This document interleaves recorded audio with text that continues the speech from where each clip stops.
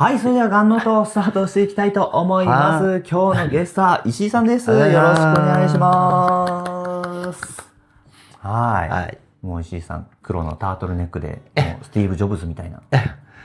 同じ部分がありまして、まあ、後々。はい、期待したいと思います。はい。そんな、ガンノートなんですけれども、ちょっと紹介をさせてください。まず私ですね。はい、岸田と申しまして、25歳と27歳の時、肺細胞腫瘍というのが珍しい癌になりました。その経験を経てですね、今、ガンノートという活動をしているんですけれども、ガンノートはですね、患者さんのインタビューをこう少し、ユーモアを交えながらお話をしております。家族や友人、学校や仕事、お金や恋愛、結婚、生活に至るですね、日常にフォーカスしてお届けをしているという風な番組となっております。そんな中でなんですけれども、今日のゲストとして、はい、石井さんに来てくださっています。石井さん、よろしくお願いします。よろしくお願いします。お願いします。はい。石井さん、改めてちょっと簡単に自己紹介をお願いしてもいいでしょうか。はい。宮城県在住、石井茂明と申します。いろんなところでハンドルネームでは主婦さんと呼ばれております。主婦さん、なんですか？ですね、まあうちで仕事をしながら兼業主婦をやっておるような感じで、まあ家事全般が大好きということもありまして。すごい。いいですね。いや、本当理想の男性だと思います。いえ、とんでもございません。いいように使われてます。で、ご家族が奥様、お子様はいらっしゃらないということですね。はい。で、お仕事が自営業で、建設設備の。はい。水道とか換気扇とかエアコンとかの図面を描いてます。そして趣味がバドミントンやギター、料理ってあるんですけど、この料理っていうのは先ほど、この主婦さんっていうところのから料理も好きっていうことですね。そうですね。どんな料理を作られるんですか？もう何でもやります。おお、何でも。はい。もう食べたいものを作って食べてる感じですね。だから嫁の意見はあまり聞かず、自分の食べたいものを作ってます。そうね。はい、ありがとうございます。そんな中で、膵臓がんと肺がんも罹患されているということなんですけれども、今回ね、ちょっと石井さんにぜひ出て欲しいっていう風なところでね、ちょっと膵臓がんの経験談っていうのはなかなか多くないので、っていうところでね、出ていただきまして、そして肺がんも経験されている。どちらもステージ 2B であったということです。まだこれ後でね、詳細はお伺いしていきたいと思いますが、告知が54歳、そして、薬物療法や手術、そして経過観察を今されているということですね。はい。次、ちょっとこちら、まず、これからの話、個人の経験談でございまして、特定の治療を推奨しているわけではございません。で、ご自身の病気はちょっと主治医にご相談いただければと思っております。またですね、この後感情グラフなんて出てきますけれども、このような流れとなっております。はい。まず、石井さんにね、お伺いして作らせていただいた感情グラフとペーシェントジャーニーでございますけれども、この中でね、どのようなことがなっていくのか、ちょっとお伺いしていきたいと思います。まずは、一つ目、お父様の死去ということで、これはどういうことって言うんですけれども、どういう事情でしょうか。はい。ですね、うちの親父がおそらくなんですけど、肝臓がんだったようで、っていうのはもう、認知症になってたのと、あと病院が大嫌いでもう検査ができないけども、まあ先生の触診とかで、その辺がもう硬くなってるし、おそらく肝臓がんでしょうと。でももう、治療も何もなく、もう1年半ぐらい自宅で看取りをしてました。はい。で、父親が亡くなって、時間ができたんですね。時間ができて、というところで、まあ次のところに行きます。はい。まあちょっと時間ができた、その中で、はい。死の健康診断。はい。そうなんですね。ちょうどまあ、それで親父亡くなって、で、まあちょっと時間もできた。で、時間できた時にふと思ったのが、そんなバタバタとしてて、健康診断受けてないなーっていうのにちょっと気がつきまして、いい機会だからこれは受けとこうと。2、3年やってねえなーみたいなので。で、その頃ね、結構体重も増えてたんですよ、実は。そんなのもあって、健康診断を受けに来ました。すると、ここに書かれているように、肺の影を指摘されていく。はい。ですね。ちょうど、結核検診みたいな感じで肺のレントゲンがあって、でそれもついでに取ってしていたら、1ヶ月ぐらい後に、結果が届いた時にそれがあるので、要再検査ということで来ました。これはね、その時全然赤色でポジティブっていう受賞なので、そこまでこう深刻ではなかった、そうですね。逆にちょうど肋骨の裏側あたりにあったらしくて、逆にこんな見つけにくいところだから帰ってよかったよねっていう話だったんですよ。何かあるかを見つかって、でそんな中で、県立のがんセンターで検査をされていると。これはどういう流れでしょう？その結核検診というか集団検診で影が見つかりました。でおそらく肺の影だったので結核予防センターというところで再検査をして CT 取ったんですね。で CT を取ったところどうもこれ怪しいと。怪しいんで一番うちからも近いしがんセンターを紹介しますということで紹介してもらったんです。でそこでがんセンターの方にかかって呼吸器外科の方でいろいろとペット CT だったり普通の造影剤 CT、あとは肺新値ってやつですか、そんなのでちょっと検査をしていきましたね。いや普段普通こう検査をされていくって中でね、ポジティブになるっていうのはあんまないんですけど、そこの時も検査してもらってよかったってことですね。そうですね。だってね、それまで CT 取ったりとかそんな経験ないですから、どんななんだろうってそっちの興味本位が勝ったってことですね。勝ったですね。すげえこんなのなんだって。ね、そんな中で検査を受けていきます。どうだったのか、それが膵臓がんの告知。膵臓がんの告知受けてるんですか？全然フラットな状況なんですけど。普通ね、みんなガーンってなるんですけど、まずその頃膵臓がんがどんな相手なのかよく分かってなかった。っていうのと、そうだったのね、みたいな。その程度でしたね。告知の時に。もうそれでめちゃくちゃ焦るとかっていうのはなかった？なかったっすね。敵がどんなやつかまだ分かってなかった。まだ分かってない。これから分かっていく状況。だから膵臓がんって言われても分からない。そうですね。そうだったんだぐらいで。ぐらいの受けて。じゃあこの時は生存率とかそういったところもまだということですね。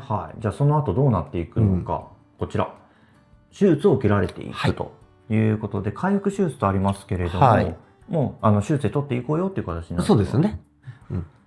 この時の膵臓がんの告知はもうさっき肺の影を指摘されてるじゃないですか。今日膵臓がんの告知されてるじゃないですか。でそれで手術受けるじゃないですか。これは肺の影は膵臓だった。どういうことですか？ですね、ペット CT の結果、まず一番最初の引っかかってた肺のところっていうのが反応が弱かったんですよ。あまり光ってなかった。でその代わり膵臓のところがピカピカに光ってたというので、ペット CT 取った2日後ぐらいにがんセンターがすぐに来てくれと、ちょっと伝えたいことがあるというので行きました。でそれで行って、でその中で光っていると。光ってる。それが膵臓だったと。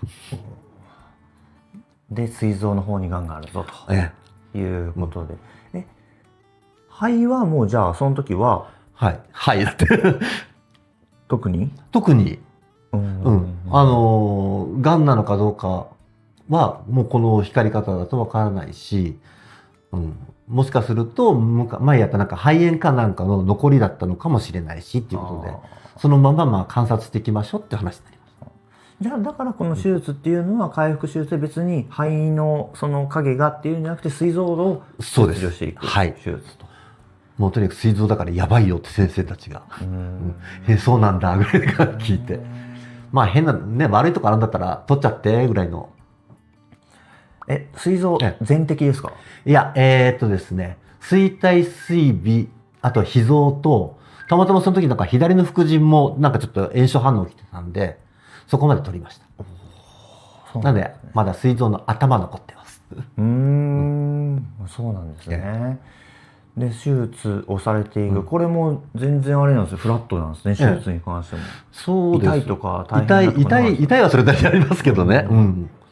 でもまあ、そんななんだろうと。めちゃめちゃで、今ほら、麻酔とかも、ね、すごく進んでて、なんですか、硬膜外でしたっけ？背中に入れといて、カチッと押すと効くやつ。あれもう何回もおねだりして、痛い。マックスの回数決まってますけどね。決まってますけども、そのマックスギリギリまでやって、で、終わり頃に主治医に、痛いの嫌いでしょ。はい、みたいな。まあそういったものもあったから別にこう感情的にはフラットな状態が続いていくんですね。もううまく痛みもコントロールしてもらって。はい。けどこの頃にはもうさすがに膵臓がんがどういう病気かって分かる、だんだんと徐々に相手の敵の顔が見えてまいりまして、これはまた大変なものだったんだなと。ですよね。だってこの後ちょっと上がるんですけど全然下がる様子がない。はいはいはい。分かっても、あ、そうなんだっていう感じ。そうなんだ。だって切って取っちゃってますもん。ああ、そっか。そっか。もう取ってるからっていうことで。で、その次をね、こちら、薬物療法されているということで、これはもう、切ってますけど、まあ。そうですね、術後療法ってやつで。薬物療法で、これは、どういう、経口だったりとか、点滴だったりとか、これは、飲み薬です。経口で。はい。ということで、特に入院せずですね。していくというふうな感じですね。使ったことある方はご存知と思いますが、桃の味のする美味しくないやつです。まあその治療をされていくという中ですね。そこからバンとこう、なんなら一番こう上がってるマックスで上がってますね。マックスで上がったところなんですよ。それがこちら。東京ディズニーランドカウントダウン。はい。ですね、9月に手術しまして、で、10月に退院しました。で、そのまま、2ヶ月半ぐらいで、ディズニーランドのカウントダウンに行くという。その前からもう計画はしてた、もうチケットとか買ってあったんですけどね。ディズニーランドのカウントダウン。これすごいですね。もう、その年ですもんね。その年です。2ヶ月半後です。退院して。別にお医者さんから止められはしない。止められはしないという、そうですね。中でカウントダウンに行って、これはなんかあれですか、やっぱり治療中に行きたいなとか思ってた？そうですね。まあ、分かる前っていうか、分かった時にはあれかな。もうチケット買ってたのかな。シリーズの前には。確か毎年ね、これはお盆ぐらいからチケット発売になって、抽選なんですけど、それでも当たってて、何が何でも行くぞみたいな。そういう目標があったわけですね。はい。で治療中も何が何でも行くぞということで行けたというのがこの時。はい。ディズニーお好きなんですね。好きですね。昔はね、若い頃ね、あんまり好きじゃなかったんですよ。で、結婚した時に、たまたまアメリカのフロリダの方のディズニーがあるでかいところに行って、そこからハマりました。あ、こんな面白いんだ、みたいな。フロリダに、いや、本場行ってから、ハマったということなんですね。で、そこからね、ちょっと下がっていきますが、それがこちら。職場復帰していくということで、これもポジティブなんですけれども、これは職場復帰。この時は、今は自営業ですけど、この時は会社員だったんですね。いや、この時もうすでに自営だったんですけど、派遣会社通して、まだこの状態なんで営業活動が自分でできなかったんで、前からちょっと付き合いのある派遣会社さんの方で声かけてたら、あるよっていうので紹介してもらって。お仕事で、していくっていう風なイメージですね。はい。そしてそこからちょっとネガティブな事象があります。それが、体調不良で1週間入院。やられました。抗がん剤 TS1 の副作用が、熱と下痢に来まして、お腹に来ちゃって。でもそれで熱と下痢が続いて、入院まで行っちゃうんですね。っていうか、その状態ですぐがんセンター行ったんですよ。電話して行ったら、そのまますぐに入院。本当ですか。みたいな。じゃあ結構値っていうか悪かったんですね。値っていうかもうだから何食べても水飲んでも出ちゃいましたから。そういうこと。そうなんで脱水起こすからっていうので。じゃあそれで1週間。1週間。何よりも、4、5日絶食。一番辛かったです、絶食。そっか。何も食べれないことが。それだけ楽しみですからね。だからこう下がっているっていうところもあるんですね。とやられちゃったみたいなとね。いや本当ね、なんか膵臓がんで告知されるよりもこの時の方が辛いですね。そうですね。ちょっといろいろね、その前、職場復帰してストレスが溜まってたりとかもあったんで。そっか。何よりも食べれないことの方がきつかった。きつかったですね。石井さん的にはね。その後上がっていきます。薬物療法が終了していくということで、これはもう1週間入院すれば体調良くなっていったんですか？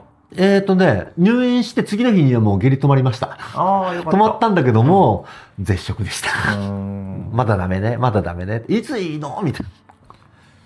そっか。ただそれ入院終わって、もうだんだん良くなっていって、で、それで、薬物療法も終了していくということで、薬物療法1年近くされるんですね。丸1年でした。丸1年。なんか普通 TS1 って6ヶ月らしいんですけど、主治医の先生がちょっとかなりおっかない先生で、まだ若いし50代だから、1年やっとけ、やってみようってことで。そういうノリで、本当ね。その方が確実だよね。半年でも1年でも効果の差があるかどうかっていうのはまだ分かってないけど、みたいな言われて。分かっててほしい。けど石井さんはそれでもある種ちょっと実験に乗っかってやっていったと。でそれが終了していって、その後ガクンとこの中で一番下がっている事象、それが猫の死去と。そうなんですよ。うちでね入院する時には、一番最初病気があった時に3匹いました。で手術して1回目退院してきて、そのうち3匹のうち1匹がすぐ亡くなっちゃったんですよ。そうなんですね。でそうこうしてたらまた新しい子引き取ってきたりとしてまた3匹に増えてたんですけど、その薬が終わった後ぐらいにまた一人というか、死んじゃって、もうそれの繰り返しで、親死んだ時より猫死んだ時とか私泣きました。なんでなんでしょうね。それぐらいもうね、子供代わりというか、もう子供ですからうちの。そういうことがあって気持ちが下がっていく中、その中でお母様でしたね。ちょうどコロナの騒ぎの真っ只中でした。その時なんですね。なので、入院してたんですけど、なかなかお見舞いも思うようにいかず、ただね、亡くなるちょうど1ヶ月前ぐらいに会えたんですけど、その頃はまだ元気で、元気なわがままなまんまのうちの母親の記憶のまま、見送ることができたんで、それはそれでよかったのかな。そういう意味もあってこのフラットな状況ですね。その後こちら最後の検診で肺に影が最後の検診ってことは5年経った。そうです。膵臓から5年。膵臓の時から5年。5年経ってこれで最後の検診ですよ。これ終わったらもう卒業ですよと。って言った時に肺に影が、これあれですか、一番最初にあったこの時の肺の影っていうのが、そうです。これがどうなるんですか、この肺の影で。が、ですね、一番最初に見つかった時にはだいたい4センチ台だったんですけど、それが5年経ったら、なんか大きくなってるよねっていうことで。もう一回じゃあ一番最初、かかってもらった呼吸器外科の方にまたちょっと戻すんで見てもらってねっていう話で。そうなんですね。ちょっと大きくなってたんですね。それが。で、呼吸器に戻してもらいますが、その後こちら手術になっていく。はい。ということは悪かったってこと？っていうか、またその時取ったペットでも光ってないんですよ。ぼやーんとしたぐらいで。明らかなこうピカピカ光る状態じゃなくて。なんだけども、まあ5年前からも引っかかってるし、まだ今もあるし、ちょっと大きくなってるんで、なんかで、一番最初行った時に、膵臓が見つかる前の段階で、気持ち悪いから先生これ取っちゃおうって話進めてたんですね。持っててもいいもんじゃないんだろうから。で、それがまあ5年経ちました。またちょっと大きくなってるかもしれない。で、かかったその呼吸器科の先生が、一番最初見てもらった先生だったんですよ。はい。で、その時の話を覚えててくれて。どうする？あの時取っちゃおう、切っちゃおうって話だったよね。切っちゃおう。簡単に。そうなんですね。もうその時も腹気になってたんで、一番最初の段階で。で、その時に、もともと持ってたのが右側だったんです。で、その時ペット取ったら、左の下の方にもなんかちっちゃいけども、光ってるのあるよ、ので。この時の手術は右と左と同時でした。そうなんですね。右から左から。そう。じゃあ2箇所取っていったと。はい。いうことで、その胸腔孔の手術をされている。はい。だから手術の最中多分、片っぽ取ったらこう1個のちょっとひっくり返して、反対側をまた切ってみたいな。寝てたからわからないですけど。まあけどそんななんですかね、上がっているってことは、きつさとかっていうところは大丈夫だったってことですね。そうですね。前の膵臓のお腹切った時よりは楽でした。胸腔鏡って。傷もちっちゃいし、なんで退院も早かったし。そうなんですね。じゃあそこでもうその後遺伝子検査を受けられて、はい。ほう。このタイミングで？そうなんです。なんか先生の方から、こういうのあるからやってみて、やってみないって言われて、有料だけどって。ああ、そうなんですね。自費まさかの。まるまるじゃなかったです。確か。で、がんセンターっていうのがほらそういうので今やってたらしくて研究所も持ってるぐらい。この遺伝子は、その取った肺の方の遺伝子。どっちだったんでしょう。ちょっとそれまで詳しく聞いてないですけどね。膵臓、まあ膵臓ももちろんね取られてるでしょうし、検体はね、取られてるし、まあその検査っていうのを遺伝子検査をしていきます。これはどうですか？なんか遺伝子検査怖いなとか。いや怖いなっていうよりも、どんなんなんだろうって、もう本当興味本位だけです。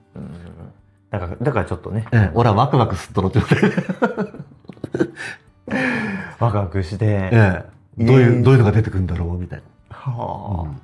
遺伝子検査、これやってみて結果はどうだったんでしょう？はい、ですね、KRAS G12D という形でした。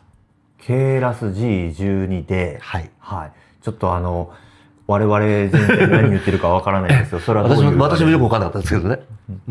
で結局膵臓がんとか大腸がんとか消化器系のがんって KRAS っていうのの変異が多いらしくて、その中でも12番目の、G の12番目のところが D に変異してますよ。って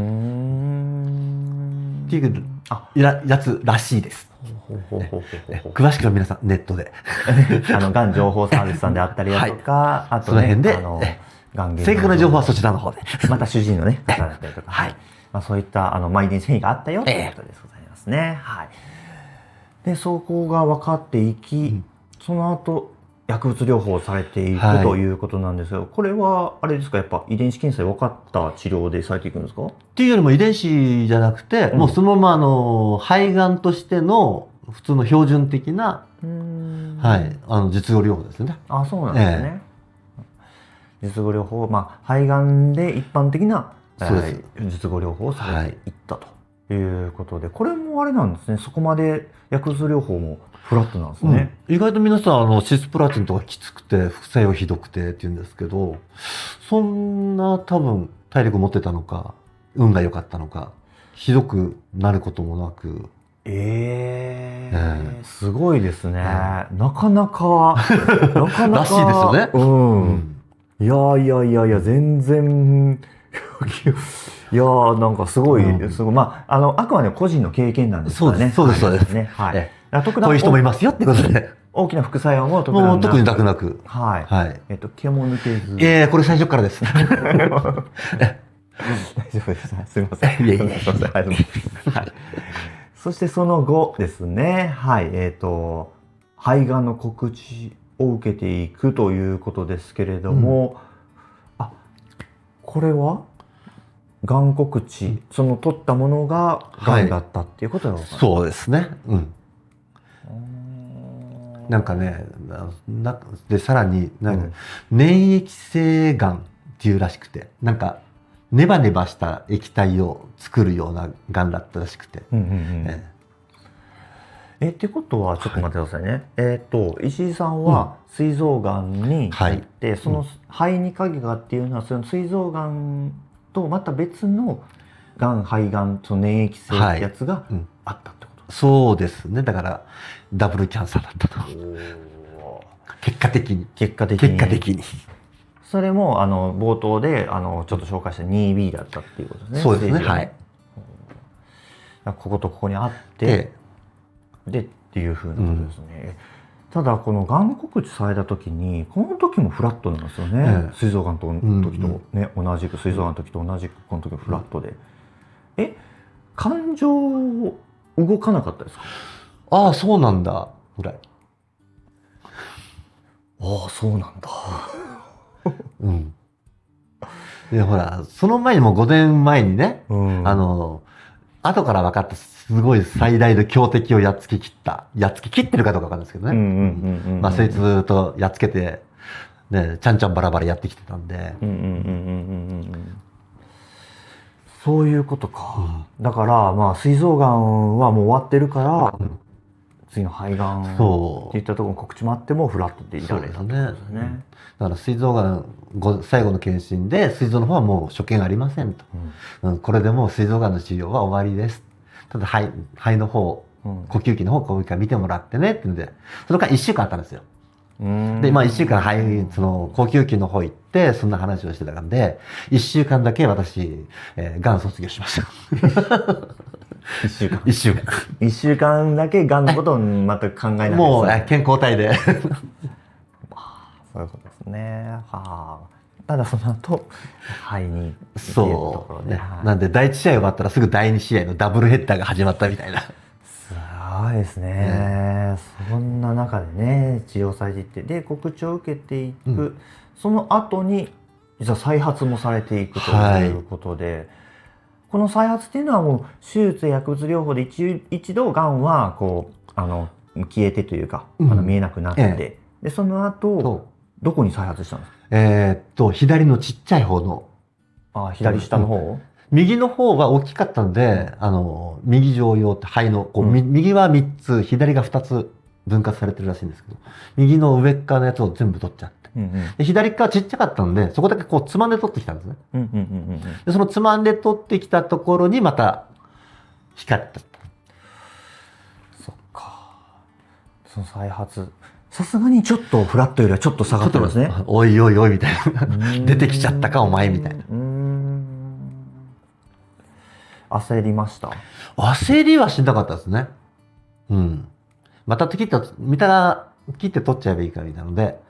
で、その時にもう、前回ほら、つまんで取ってきただけだったんで、先生にまたさ、なんか変なの出てるよって言われた時に、じゃあ今度左の下側全部取っちゃおう。根こそぎこそっと一回取れば大丈夫なんじゃないみたいな。そうですね。そういうふうにもう、ご自身も思われて、そうかっていうふうな感じで。だから、全然ネガティブにならず、そこまで。だってなってもしょうがないですもん。まあね、そこでその後、先ほどおっしゃられた手術で取ったということで、これも胸腔鏡の手術をされた。でその時はもうその左肺のそのところは取ってきて、もう大部分その下側の半分は全部取ってきたという感じなんですね。その後、こちら。薬物療法、術後療法。3度目の。これはもうしないといけないですね。そうですね、やっぱり。これはちょっと下がっているのは、どういうのかっていうと、膵臓がんの時に TS1 やりました。やりましたね。で、また2回目の肺がんやって、また TS1 か。ね、入院して点滴よりは楽なんですけど、何分 TS1 って美味しくないと。口の中で溶けちゃうんですよ。ややもすると。あ、そうなんですね。なんでも、1日確か1個だったかな。1回だけだったかな、確か朝だけ。なんですけど、口の中入れて、ちょっと時間経つと唾液で全部こう口の中でグツグツグツラムネみたいに崩れていっちゃって、またそれが桃の味で美味しくなる。それを思い出して、うわまた TS1 かと。でもしょうがねえなと。しょうがないなっていうことでやられていくんですが、その後下がってきます。副作用涙道閉塞って書いてますけど、あんま聞かないですよね。TS1 の副作用の一つらしいんですけど、まず目から鼻に通じるじゃないですか、涙って。で、その目から鼻に行くところが TS1 の薬が詰まっちゃって。そんなことあるんですか？結局ほら、抗がん剤なんで、全部出るじゃないですか。唾液だろうが、涙だろうが。その薬が涙に入って、で、流れていくときに、そこを、管のところを詰まらせていっちゃう。そういうこともあるんですね。もうそれ副作用で書いてあったんですよ。TS1 の冊子を読むと。で、それで、これなのか。最初の頃はね、なんか目うるうるしてて、可愛いでしょみたいなやつ。さすがにちょっとね、それ出てるんで、これは良くないのかなっていうので。で、これちょっと下がってネガティブなのは、これは、ネガティブなのとかそういうのですか？その涙目自体は大したことないんですよ。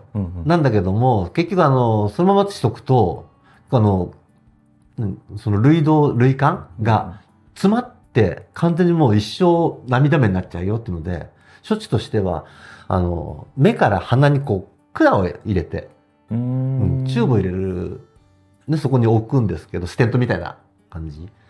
でもそれがもう半分詰まりかけてて、もうそれ入れるのが痛いのな。麻酔はしてるんですよ。麻酔はしてるんだけども、途中で切れかけてきて先生おかわりになるし結構時間かかって、右がひどかったですね。麻酔は全身麻酔じゃないですか？じゃないです。局所です。意識あるんですね。ありますあります。だから視線によっては見えちゃいます。怖いですね。なかなかね見えながらっていうのは。そういうこともあってちょっと下がってる。本当に目の前ですから。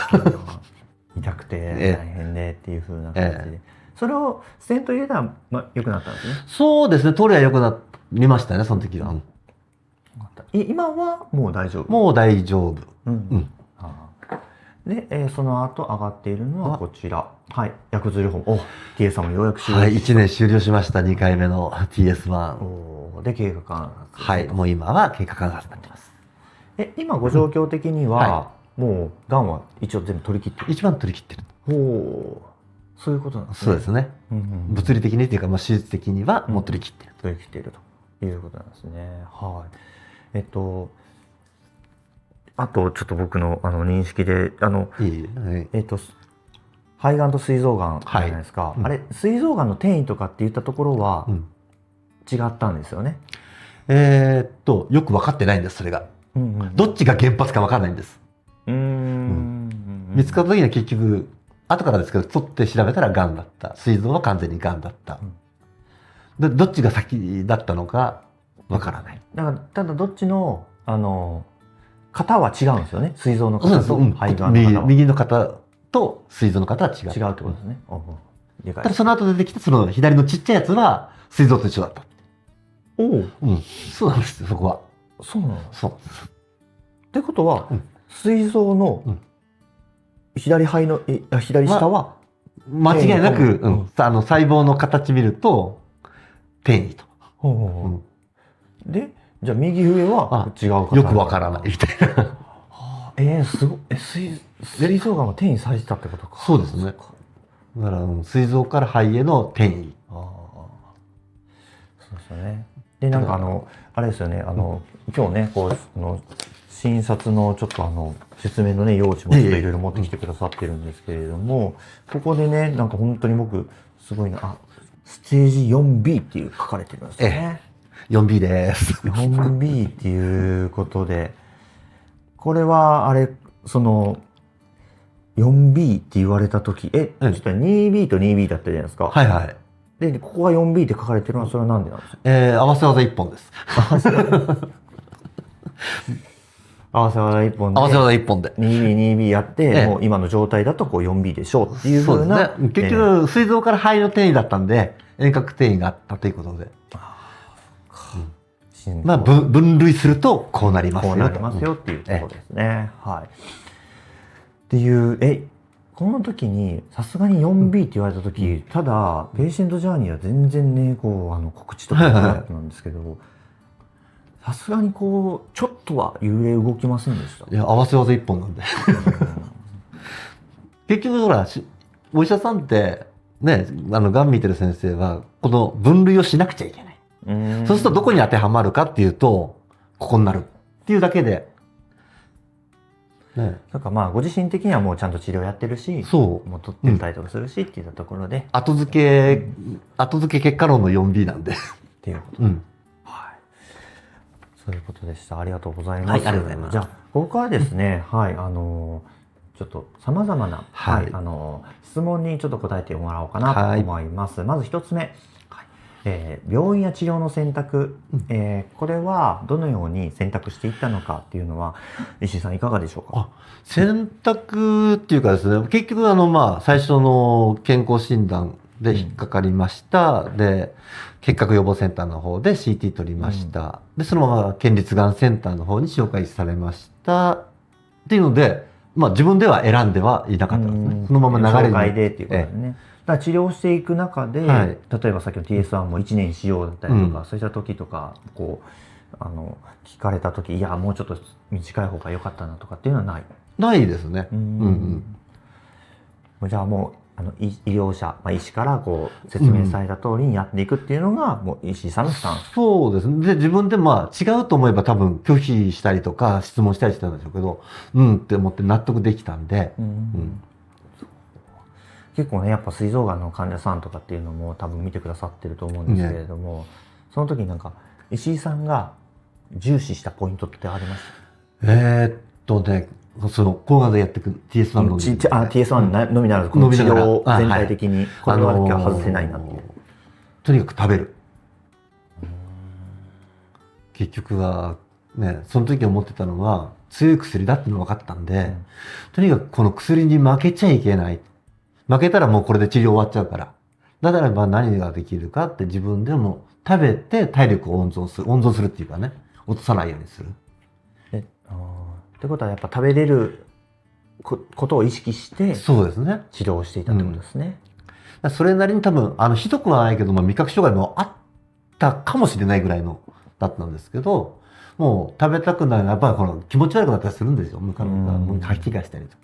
その時も食べる時にこれは薬に負けないようにこれが薬だと思ってご飯食べて。そういうことですね。ありがとうございます。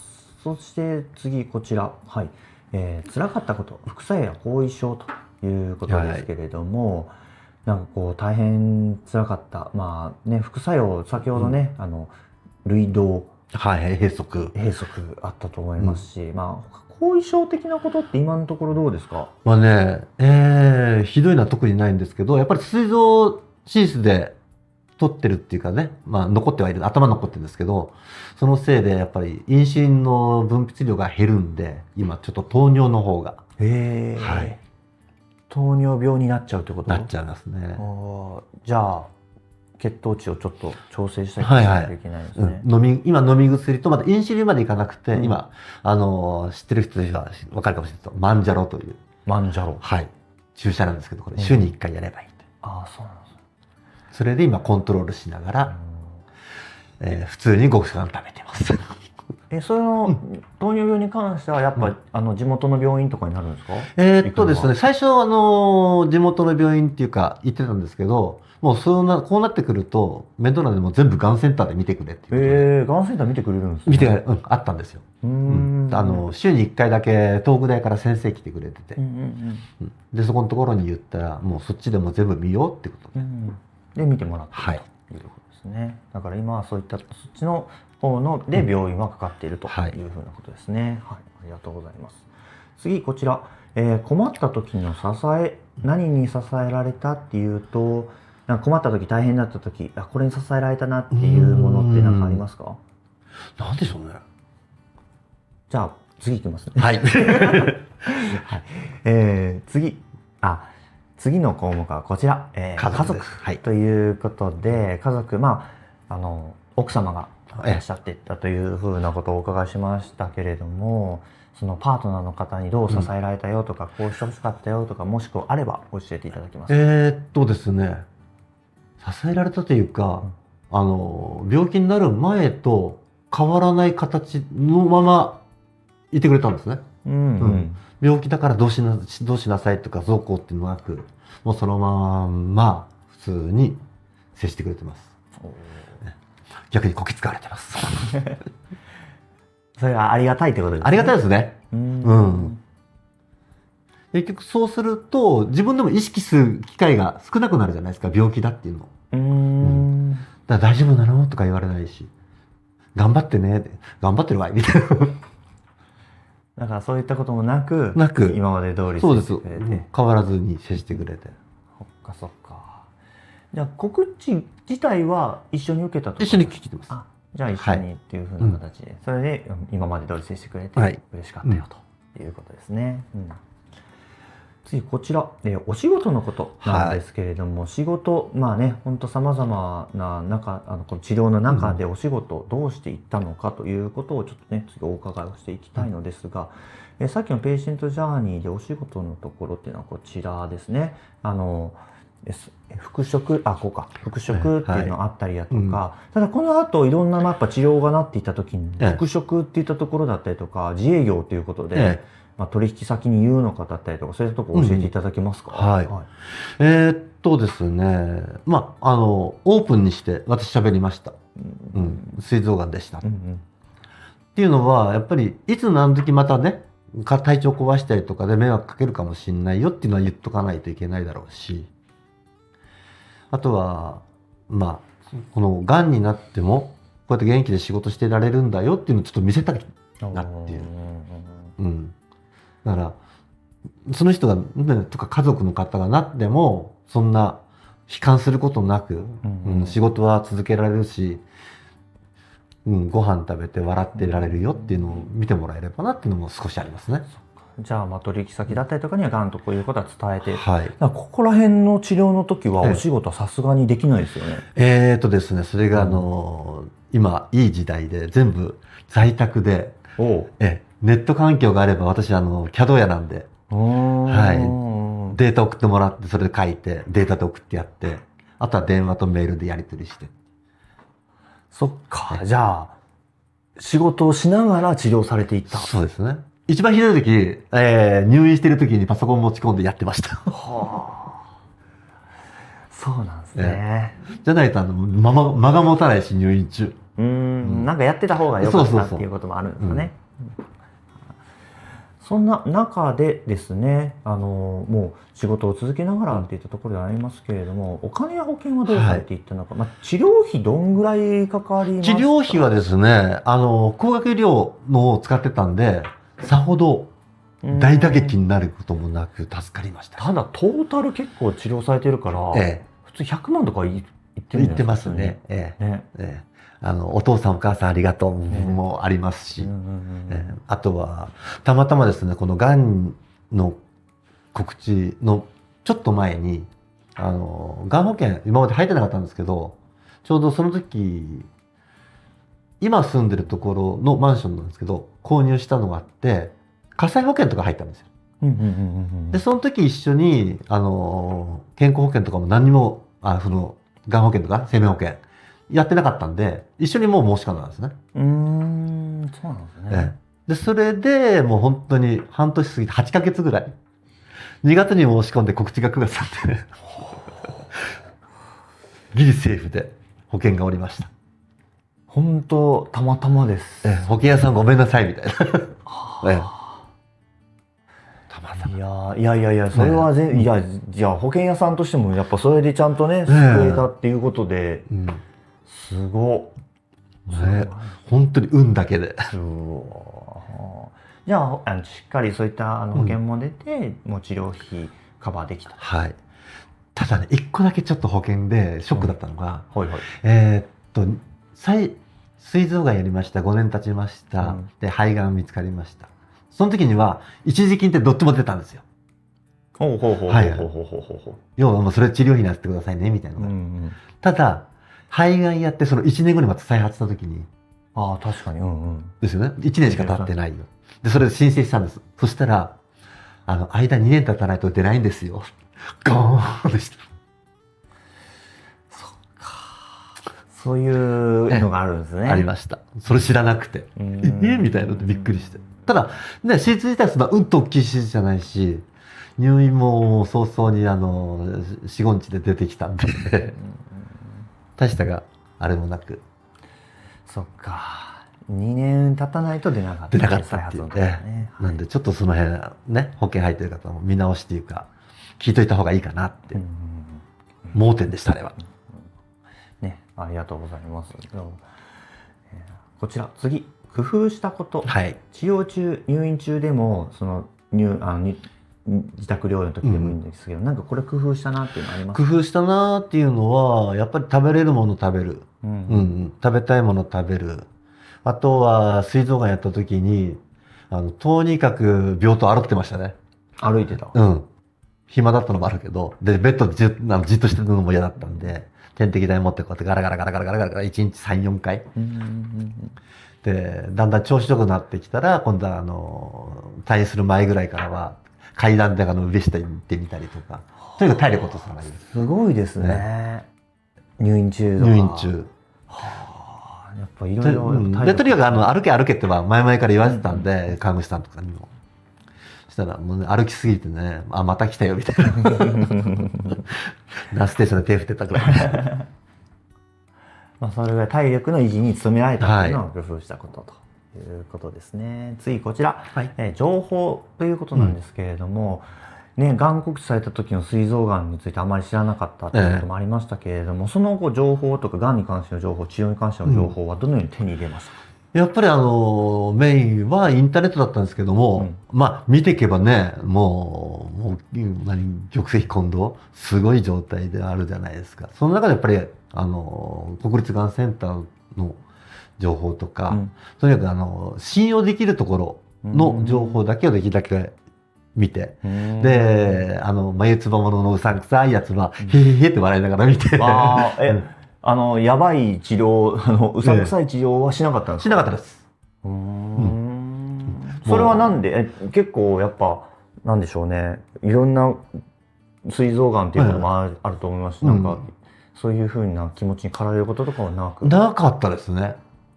もう標準治療だけで行ったし。だって肺がんも再発した時に、この治療はどうなんだっていうことで。もうなく、もう標準治療一本でした。そうなんですね。だってね、結局は標準って言いながらも、あれが本当にベストの治療だっていうのが見たんで。そのベストな治療だっていうのは、それはもう石井さんが何かでやっぱりその情報を見て、信用できるところで、そうだよね、みたいな。そういうことで、情報見られて。そうですね。標準的な人間なので特別なことはしなかったです。標準的な、いや。いろんな意味で標準じゃないような気もするんですけど、ね、そういったところで、ね、情報を見られてたということですね。こちら、がんになる前と後で変わったことありますかということなんですけれども、心的に、体的に。そうですね。多分、この病気になってなければ、今度はいろんな人たちと知り合えることはなかったと思います。嫌な言葉ですけど、キャンサーギフト。ってよく言うじゃないですか。がんになって得たもの得たことっていうね。はい。だけども逆にこの病気通じて知り合えた人たちもたくさんいるし、その分悲しい別れもあったんですけどね。でもじゃなければこういう共通の話題で全国いろんなところで知り合う人もいなかっただろうし、それはとってもいいなと思います。じゃあいろんな方と知り合えることができる。そうですね。でこうやってね話したりとか。そうですね。今日もね聞いていただいてということもねと思いますし、はい。そしてこちら、あの時の自分へ、もしがん告知の時でもいいですし、手術の時でもいいですし、再発の時でも、あの時の自分へ声かけるとしたらどんな声をかけますか？これも難しいですね。パスします。いやでも言っときます。言っときます。思い切ってよかったよって。迷わずに言ってよかったよって。どの時の自分に？もう全部ですね。告知受けた時もあっそうかで受け止めたし、落ち込むことなくで手術の時も逆にねほらもう全部取っちゃってでイケイケでいったし、それが良かっただよって、あの時間違ってなかったよって声をかけてあげない。そうですね。もう本当にね、石井さんはねもう自分でこうすごくなんでしょう選択されてというかもうパッと決められていて、ね、すごい。そして次こちらですね。はい。大切にしたいこと、このように、何を大切にして生きていきたいかでもいいですし、目標とか、これを目標にしていこうっていうことでもいいですし、そういったものってありますか、石井さんにとって？今大切にしたいのって今私がこういう状況で過ごしてきてるじゃないですか。でこれをみんなにもちょっとね暗くならずに、大丈夫だよっていう言い方変ですけど、悲観しなくてもいけるよ。こういう方もいるよっていう、そうですね。今どんどんね、医療も進歩してるから、悲観しなくても大丈夫。一日でもないね頑張れば今日使えない薬も明日使えるかもしれないっていう時代じゃないですか今。なんでもう一日でも頑張る。またあれですよね。本当に石井さんは患者会なども運営されていたり、運営っていうかサポートされていて、サポートというか下っ端の使いっ走りですよね。いろんな本当ねピアサポートっていうところでも活躍されている。これからねやっていくんですけども、ね本当宮城県の中でね本当さまざまな活動もされていてと。全然まだまだ足んないです。いや本当ね、こうやって膵臓がんとねその肺がんの経験談をこうシェアしてくださる、それだけでも本当ありがたいなと思います。こちら、ここからですね、すみません、インフォメーションに移らせてください。がんノート、がん経験者のリアルな生活というですね、さまざま皆さんの経験談やそれの対しての工夫だったりとか、そういったことが本になっておりますね。Amazon やお近くの書店で見てもらえたらと思いますし、オーディブルなど聞くっていったところもできますので、こちらもチェックしてもらえたらと思います。そんな中で皆さんね、ここまで見てくださっている方、チャンネル登録などしてくださっていると思いますけれども、多いかと思いますけれども、もしまだの方いらっしゃれば、ぜひ登録してもらえれば嬉しいなと思いますし、あと、そうですね、こういう、高評価やコメントなどで応援してもらえたら嬉しいなと思います。また、がんノートに出てみたいよって方はですね、ホームページに応募、出演フォームがございますので、そちらにね、クリックして入力してもらえたらと思います。はい。ね、石井さん、がんノートのことっていうのはご存知だったとしました？名前は聞いたことあったんですよ。だから大変申し訳ないんですが、見てはいなかったんで。はい。膵臓がんの経験談がね、本当関さんぐらいしかなかったりとかして。ですよね。はい。皆さんぜひですね、また経験談寄せてもらえたら嬉しいなと思います。そして最後に、石井さんからメッセージをいただきたいなということを思っております。メッセージがこちらになります。はい、メッセージはですね、治療とか進めていく中で、まず自分の体に興味持ってくださいというのは、今どういう状況にあるとか、あとはどういう薬使ってる、どういう副作用がある、そういうのは、自分の体にまず興味を持って、どこがどうなってんだろう主治医だけじゃなくて自分で自分の体をまず見てみる。どこ触っても大丈夫です。セクハラって言われませんから、自分の体。なんで、いろんなところで、興味を持ってください。ただ、自分の具合の悪いところは探さない。これも一つですね。はい。ありがとうございます。自分の具合の悪いところは、どうしても副作用とかが出始めると、探しちゃうんですよ。なんか、ここ痛い、あそこも痛い。じいちゃんばあさんじゃないんだから。で、悪いところを探し始めちゃうと、もう完全に良くない状態に落ちていくんで、そうじゃなくて、で、まず、ただ、そのまま放置は良くないと思いますけどね。なんで、自分の体が今どういう状況になるか、例えばお腹痛いな、昨日何食べたっけかな、とか。そういったところをちゃんとしっかり把握しておくっていうのが大事。だからそれ把握しておくと、なんか普段と違う症状が出たら、これは病院に行こうかな、であったりだとか。様子見ようでも済むかもしれないし。